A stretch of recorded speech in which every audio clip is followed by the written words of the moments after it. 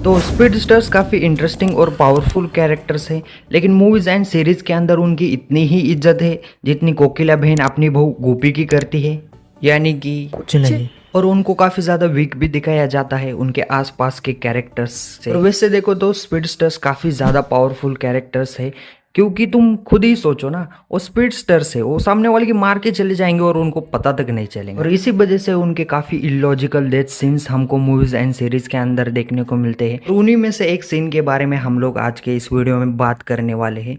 तो invincible series के अंदर जो रेड रश के साथ होता है वो मुझे काइंड ऑफ फेयर नहीं लगता। तो इन गार्डियंस के मेंबर्स के अंदर रेड रश एक वही बंदा होता है जो सबसे पहले ओमनी मैन को आते हुए देखता है और उन सबको एक लड़ने का मौका देता है, सबको बचाता है आई मीन। लेकिन उसके साथ क्या होता है ये तो हम सबको पता ही है।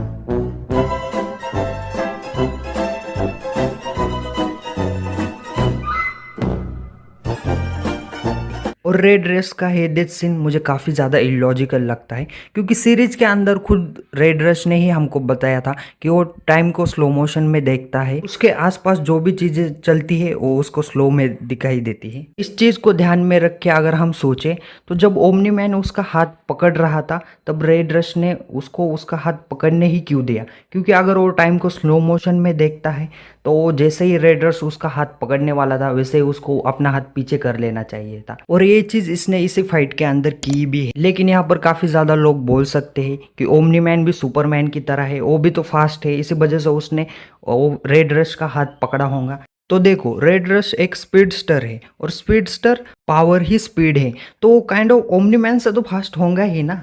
और ये पहली बार भी नहीं हुआ कि किसी दूसरे कैरेक्टर को पावरफुल दिखाने की वजह से एक दूसरे कैरेक्टर की पावर कम दिखा।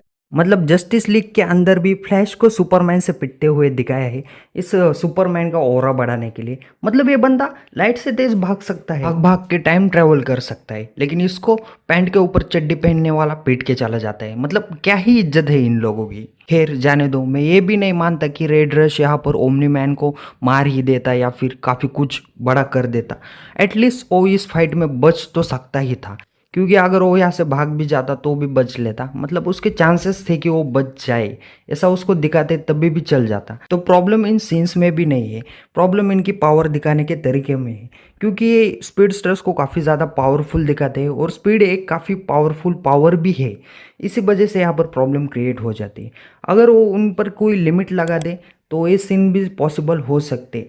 फॉर एग्जाम्पल जैसे छोटा भीम को टुनटुन मौसी के लड्डू खाए बगैर एनर्जी आती ही नहीं है, वैसा कुछ, मतलब समझ ही रहे हो ना।